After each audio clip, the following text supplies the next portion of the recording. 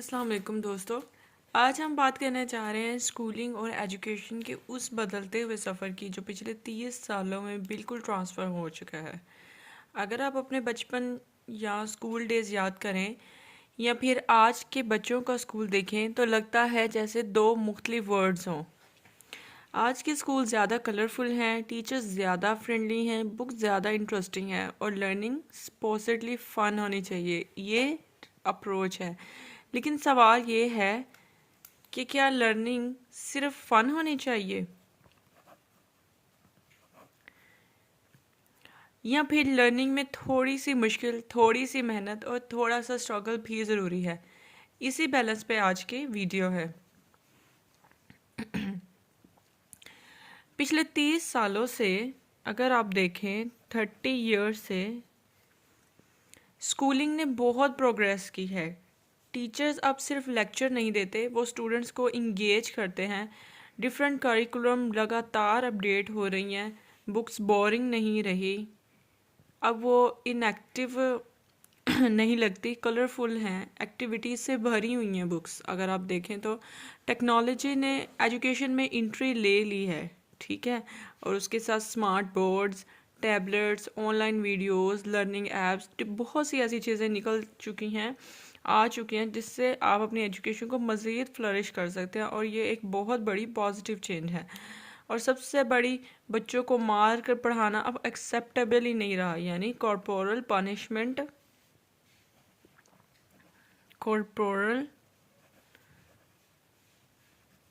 Punishment जो है वो बिल्कुल जो है वो ख़त्म कर दी गई है और it is very important and positive change.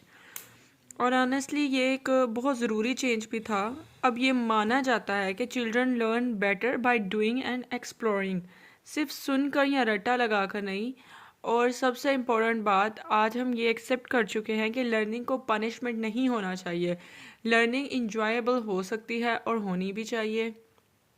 सिर्फ स्कूल्स की चेंज नहीं हुए, अगर देखें तो बाहर की दुनिया ने भी एजुकेशन को रीशेप किया है। ऑनलाइन कंटेंट ने टीचर्स, पेरेंट्स और स्टूडेंट्स के लिए क्वालिटी मटेरियल को एक्सेसिबल बना दिया है। ऑनलाइन क्लासेस और लर्निंग प्लेटफॉर्म्स ने एक नया दरवाज़ा खोल दिया, स्पेशली उन स्टूडेंट्स के लिए जिनके एरियाज़ में सर्टन सब्जेक्ट्स अवेलेबल ही नहीं है। आज का स्टूडेंट बात करें तो इंटरनेशनल कॉम्पिटिशन्स में भी बाहर घर बैठे पार्टिसिपेट कर सकता है। और फिर आता है आर्टिफिशियल इंटेलिजेंस, एआई।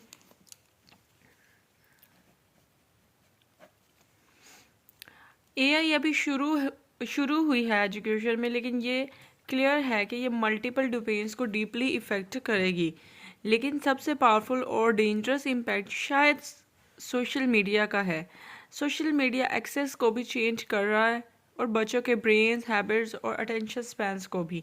कुछ कंट्रीज़ ने स्कूल्स आवर्स में इंटरनेट को बिल्कुल बंद किया हुआ है, कहीं एज रिस्ट्रिक्शन लगाई हुई है। ये एक सीरियस कन्वर्सेशन है जो हमें अब करनी होगी।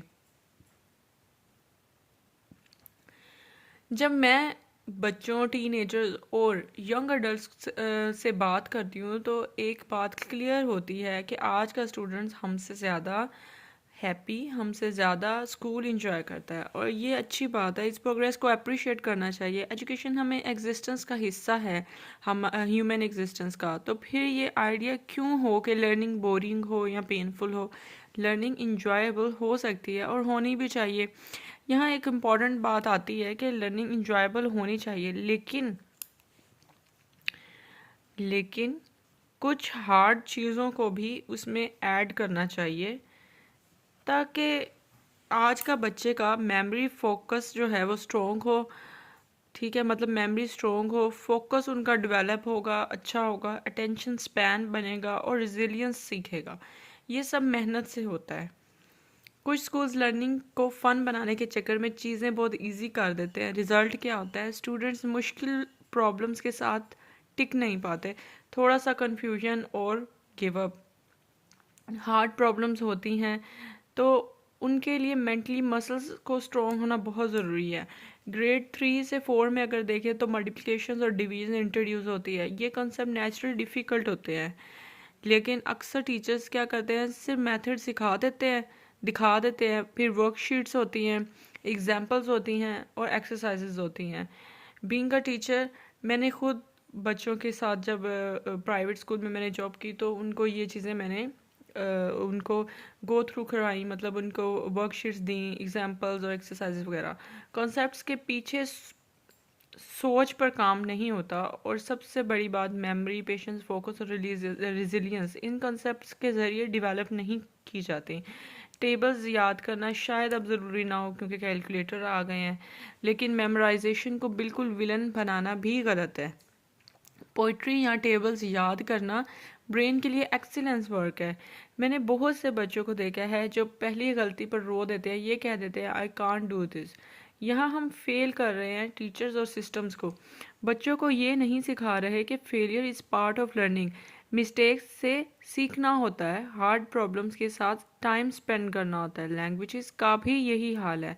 उर्दू और इंग्लिश दोनों मुश्किल हो सकते हैं। अगर हफ्ते में सिर्फ 3 से 4 क्लासेस मिलें 40 मिनट्स की, तो फ्लुएंट होना ऑलमोस्ट इम्पॉसिबल है। लर्निंग स्लो होती है, रिपीटेशन और डीप अटेंशन मांगती है, ठीक है। अगर इंटरटेनमेंट के चक्कर में ये सब सेक्रीफाइस हो जाए तो नुकसान होगा। प्राइवेट स्कूल्स पर एक अलग प्रेशर होता है। अगर देखा जाए तो पेरेंट्स को देखना होता है कि बच्चा खुश है, बच्चा परफॉर्म अच्छा कर रहा है, ब्रिलियंट बच्चा है या ऑलमोस्ट ये सब चीज़ें। इस प्रेशर में कॉन्फिडेंस बिल्ड करना और सिर्फ अपेजमेंट के दरमियान बैलेंस खो जाता है, ठीक है। आज हम बच्चों की लर्निंग के बारे में 30 साल पहले जो लर्निंग थी उससे ज़्यादा जानते हैं। पुराने ज़माने का ड्रैकोनियन एजुकेशन सिस्टम वापस लाने की बिल्कुल भी ज़रूरत नहीं है। इट वॉज़ हार्ड, अगर हम अपने बड़ों से भी सुने तो। लेकिन एजुकेशन का मतलब है इंसान बनाना। एजुकेशन को सिर्फ कंटेंट के नाम पे यूज़ नहीं करें, उसको इंसान बनाएं। बच्चे को स्ट्रॉन्ग मेमोरी हो जिसमें डीप फोकस हो, रिजिलियंस हो। मैं इन सब बातों पे बार बार बात कर रही हूँ क्योंकि ये बहुत इंपॉर्टेंट चीज़ें हैं। ये सब डेवलप करना, लर्निंग इंजॉयबल हो लेकिन चैलेंजिंग भी हो। उम्मीद है कि मॉडर्न एजुकेशन इस बैलेंस को अचीव कर पाएगी। अगर आपको मेरी वीडियो अच्छी लगी है तो आप भी अपनी कमेंट का इजहार करें कि जो मैंने एनालिसिस किया इज़ इट फ्रूटफुल और नॉट, और अपने ओपिनियन ज़ाहिर करें। वीडियो को लाइक करें और शेयर करें और मेरे चैनल को सब्सक्राइब करना लाजमी करें। और मिलते हैं अगली वीडियो में, तब तक के लिए अल्लाह हाफिज़।